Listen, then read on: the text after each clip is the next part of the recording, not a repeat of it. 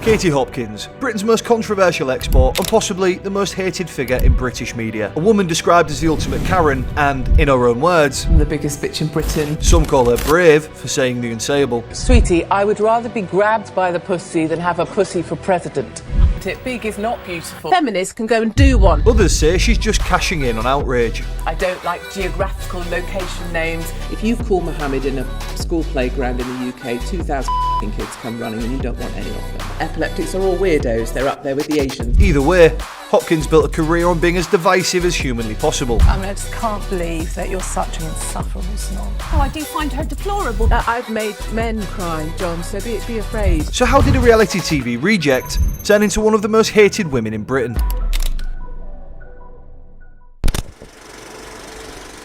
Katie Hopkins was born in Barnstaple, England on February 13th, 1975. Her dad was an engineer, her mum a bank teller. After attending private school until the age of 16, she studied economics at the University of Exeter.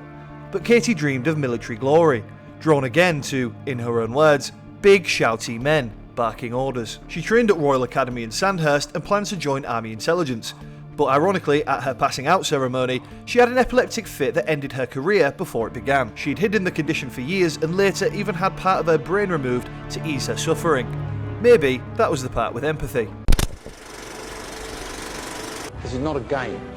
This is a job interview from hell.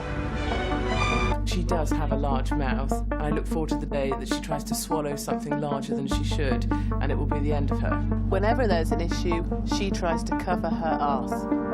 It's a shame she doesn't do it a little better with the skirt she wears. Katie's life in the media began when she joined season 3 of the reality TV series The Apprentice. She was competing for the chance to win a £100,000 a year job working for Alan Sugar, and managed to insult, offend and out-yap every contestant in her path. You fucking do as you're fucking told, then it's not about fucking covering someone's back, is it? Okay, Trey, it's Katie here. No, Katie, listen, I've had enough of everyone's crap. Trey. You're doing stuff. Trey. No.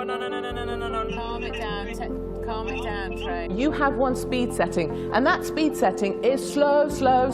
Someone put the wrong speed dial in when they created you, sweetie. You did enough during the day. Do you want me to know? I'm speaking. I am speaking. Well, it's dull, so I'm going to speak right over the top of you, sweetie. Hopkins didn't win, however, as she had to turn down her place in a final due to being unable to find childcare for her daughters. But she managed to find something far more lucrative than Alan Sugar's approval: outrage. Being blunt, smug and cruel got her headlines, and Katie wasn't shy about what she was willing to do to get attention. Have you ever lied or tried to get what you want? You said yes, to get someone else's husband because I wanted him. That's pretty ruthless. That is quite ruthless. On a scale of 1 to 10, I'd go about an 8 on that one.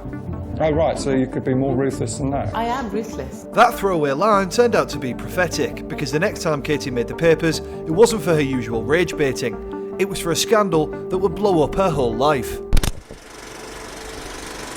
In 2007, Hopkins managed to do what even Alan Sugar couldn't: get herself fired. Why?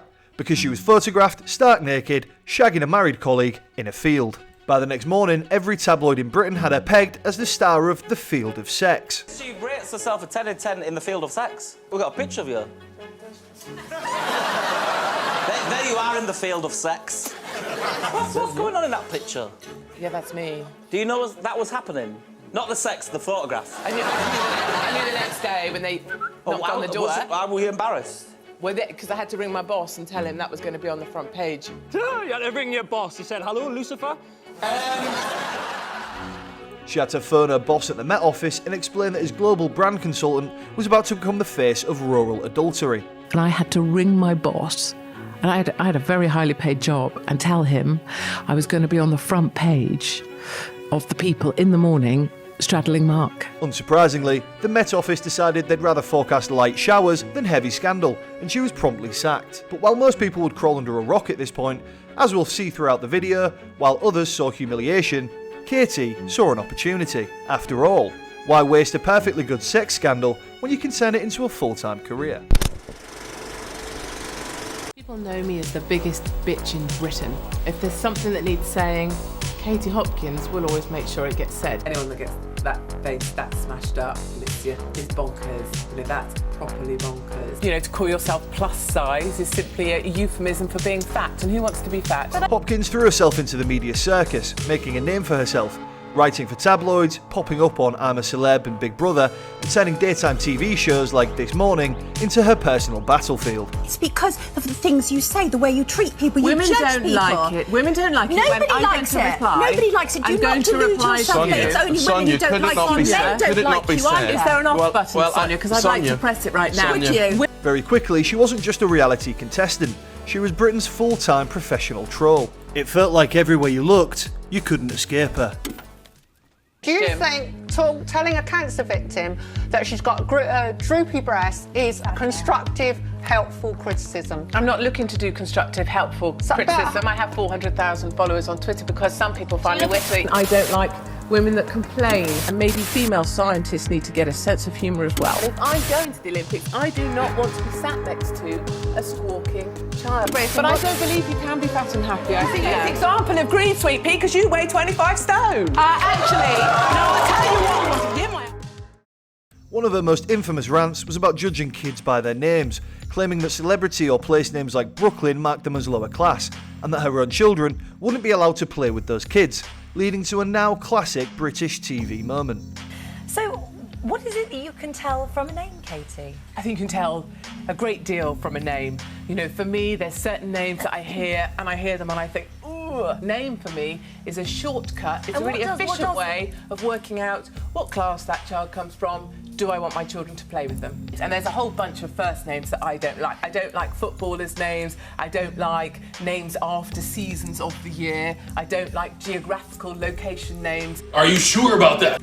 So parents do criticise each other. Geographic stuff? Geographic. Oh, so Brooklyn or London. Your child's called India? Yes, but you know, that's because it's not related to a location. That's because it's India related isn't to a locality. In hindsight though, letting Schofield play moral referee has aged like milk in the sun. What do you want me to die? Because that's where I am. One group Katie is particularly fond of picking on is fat people.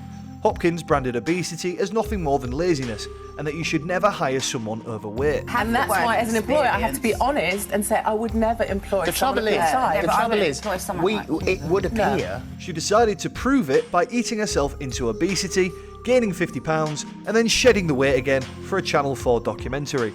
It was a stupid project. I hate fat people for making me do this. She toured the talk shows to promote it, only to get roasted at every stop. You're doing a documentary, aren't you, about putting weight on? Yeah, so I put on 4 stone to prove that skinny people aren't lucky to be skinny. They just move around a lot, and that fat people are, in fact, lazy. Maybe you need to shove less in this end so that you don't get fat. Do you not lose loads and loads of weight because most of your comes out the front? And that was her career. People watched because they wanted to see her get shut up. For every little zinger she thought she'd landed, there was always someone, a host, a journalist, a Philip Schofield, ready to slap her back down. You keep saying about who you wouldn't employ. Really, who would work for you? Celebrity names, things like Apple, things like, you know, Tilly Fizz or Jolly Apple, whatever they've decided to call their crazy. But outrage is a dangerous currency. The more you chase it, the easier it is to cross the line. And Katie is a habitual line stepper. Eventually, it dragged her out of the TV studio and straight into the courtroom. In 2015, Katie tweeted about food writer and activist Jack Monroe, except she got her confused with another campaigner entirely. Monroe gave her a simple choice: apologise and donate £5,000 to charity or face a lawsuit.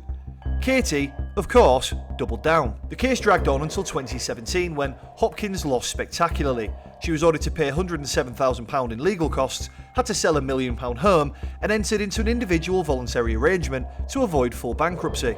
Well, my first reaction was I was absolutely horrified. I am from a family with a strong armed forces background. You know, I've emerged the victor and had a lot of public, public support. And it didn't stop there. Later that year, the Daily Mail was forced to retract 2 of their columns after she falsely accused a Muslim family of having links to Al-Qaeda. The paper apologised and paid £150,000 in damages. By this point, Katie had become less of an outspoken media personality and more of a walking legal liability. Every time she opened her mouth, it seemed to cost her another job, another platform, or another chunk of cash. On the 22nd of May 2017, A bombing at the Manchester Arena killed 22 people.